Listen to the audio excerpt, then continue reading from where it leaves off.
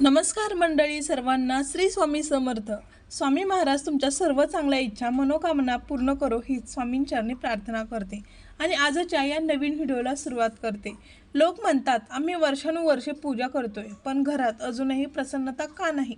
देवघरातल्या मूर्तीमध्ये खरंच देवपण आलंय का? खरं तर देवघर केवळ सजवून चालत नाही, तर ते जागृत करावं लागतं. आज मी तुम्हाला अशा काही गुप्त संकेतांबद्दल आणि प्रक्रियेबद्दल सांगणार आहे, ज्यांचा उल्लेख केवळ प्राचीन ग्रंथात आढळतो. जर तुमच्या घरात हे छोटे बदल घडत असतील, तर समजा साक्षात ईश्वरी अंश तुमच्या घरात वास्तव्यात आले आहे. देवघर जागृत असणे म्हणजे काय? देवघर जागृत असणे म्हणजे तिथे असलेल्या मूर्तींनी डोळे उघडणे किंवा बोलणे असा अर्थ होत नाही, तर यांचा अर्थ असा होतो की तुमच्या देवघरातील सकारात्मक ऊर्जा सक्रिय असणे. ह्यांचे 3 मुख्य पैलू आहेत. नंबर 1, जिवंतपणाचा भास. जेव्हा आपण देवघरांसमोर बसतो तेव्हा आपल्याला असे वाटतं की तिथे कुणीतरी आहे जे आपलं ऐकतंय. आपल्याला एकटेपणा वाटत नाही, उलट एक प्रकारचं संरक्षण कवच आपल्या भोवती असल्याचं जाणवतं. नंबर 2, फळ मिळणे. आपण जेव्हा देवाकडे मनापासून एखादी गोष्ट मागतो किंवा प्रार्थना करतो तेव्हा ती लवकर पूर्ण होते, म्हणजे तिथंच देव पण तुमच्या हाकेला साथ घालत आहेत. 3, चैतन्यमय वातावरण असणं. ज्या देवघरात रोज पूजा, नामस्मरण आणि स्वच्छता असते तिथे एक प्रकारचं चैतन्य तयार होतं. तिथे गेल्यावर मळगळ दूर होते आणि उत्साह येतो. जसं बॅटरी चार्ज होते, तसंच जागृत देवघरांसमोर बसल्यावर आपण चार्ज होतो. थोडक्यात काय, ज्या ठिकाणी देवांच्या अस्तित्वाची जाणीव आपल्याला मनाला आणि घराला होते त्या देवघराला जागृत देवघर असं म्हटलं जातं, असं म्हणतात.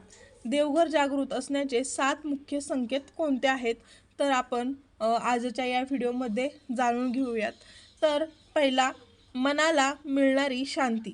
बघा, आपण जेव्हा बाहेरून थकून भागून येतो, जेव्हा टेन्शनमध्ये असतो, तेव्हा जर देवघरांसमोर बसल्या बसल्या तुमच्या मनातले विचार शांत झाले आणि तुम्हाला रिलॅक्स वाटलं, तर समजा तुमच्या देवघरात सात्विक ऊर्जा आहे.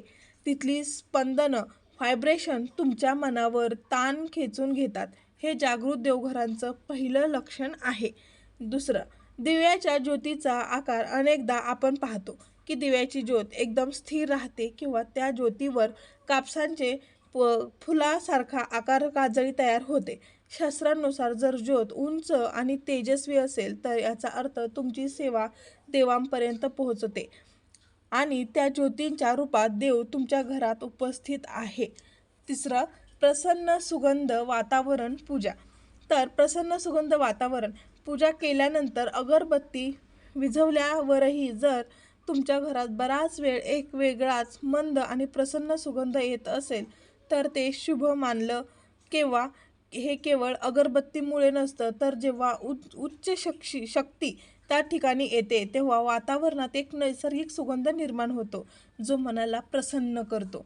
चौथं, घरामध्ये चिमण्या आणि पक्ष्यांचे आगमन. जर तुमच्या घराच्या खिडकीत किंवा देवघरांजवळील बाल्कनीत चिमण्या, पारवे नियमितपणे येऊन बसत असतील किंवा चिवचिवाट करत असतील, तर खूप चांगलं लक्षण आहे. प्राणी आणि पक्षी हे सकारात्मक ऊर्जा खूप लवकर ओळखतात. जिथे देवपर असतं तिथेच हे जीव जास्त आकर्षित होतात. 5वं, अचानक रखडलेली कामं मार्गी लागणे.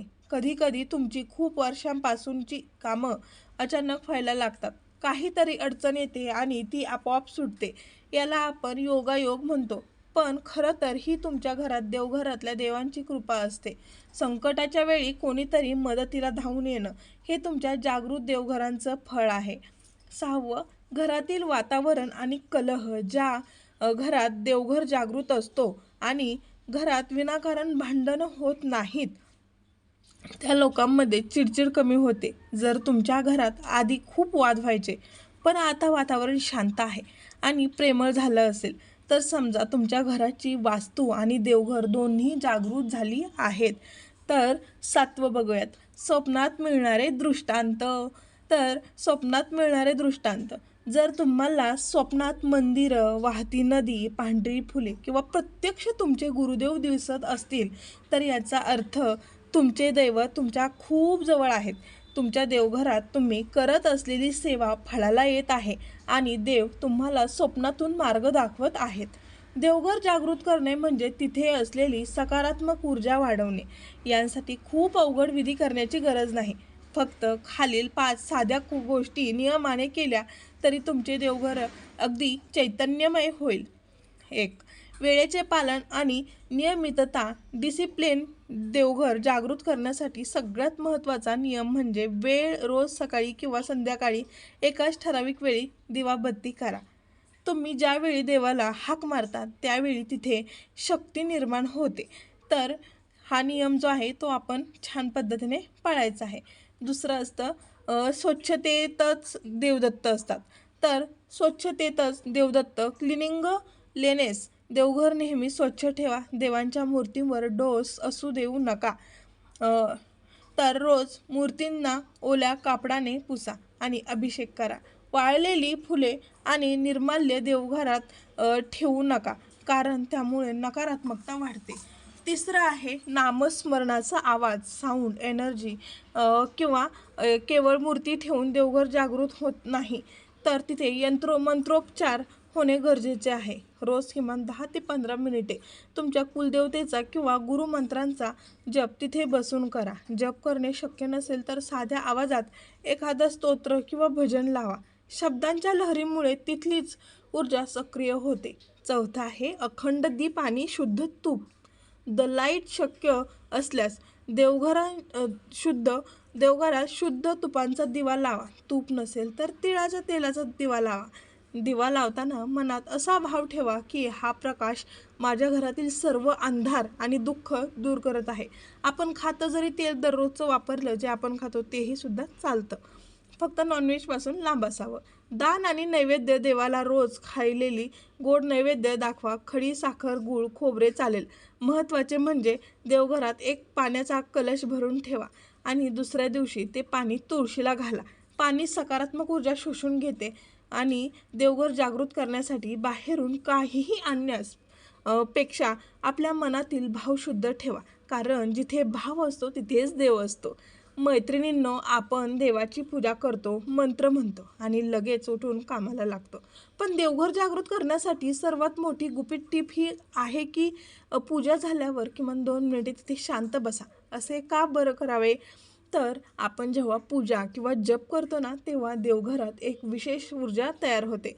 आपण लगेच उठलो तर ती ऊर्जा आपल्याला मिळत नाही. तिथे शांत बसल्याने ती सकारात्मक ऊर्जा आपल्या शरीरात शोषली जाते. दुसरी महत्त्वाची गोष्ट म्हणजे देवघराच्या उजव्या बाजूला नेहमी एक लहान तांब्याच्या कलशामध्ये पाणी भरून ठेवा. हे पाणी रोज बदलत राहा आणि पाणी हे ऊर्जेचंच कॅपॅसिटर आहे. ते देवघरातील मंत्रांची शक्ती साठवून ठेवते. हे पाणी फक्त घरात शिंपडलं की अख्खं घर देवघरांसारखं जागृत होतं. अनेक लोक पूजा करतात पण त्यांना फळ मिळत नाही. त्यांचं मुख्य कारण हेच आहे की तेही 2 मिनिटांची शांतता पाळत नाहीत. तुमचं देवघर हे केवळ एक कोपरा नाही, तर तुमच्या घराचं हृदय आहे. ते आज सांगितलेल्या काही संकेतांपैकी तुम्हाला कोणता अनुभव जास्त आवडला किंवा तुम्हाला तुमच्या देवघरात बसल्यावर नक्की काय जाणवतं? कारण तुमचा एक अनुभव दुसऱ्या एका भक्तांसाठी फायदेशीर ठरू शकतो. त्यामुळे त्या भक्तांची श्रद्धा वाढवू शकते. जर तुम्हाला हा माहितीपूर्ण व्हिडिओ आवडला असेल तर व्हिडिओला एक लाईक नक्की करा मैत्रिणींनो, आणि चॅनेलला सबस्क्राईब करून आम्हाला प्रोत्साहित करा. तसेच हा व्हिडिओ जास्तीत जास्त लोकांना शेअर करा. सर्वांना माझा धन्यवाद. श्री स्वामी समर्थ. जय जय Swami Samarth. Thank you, thank you, thank you, thank you. Sadguru Mauli, thank you.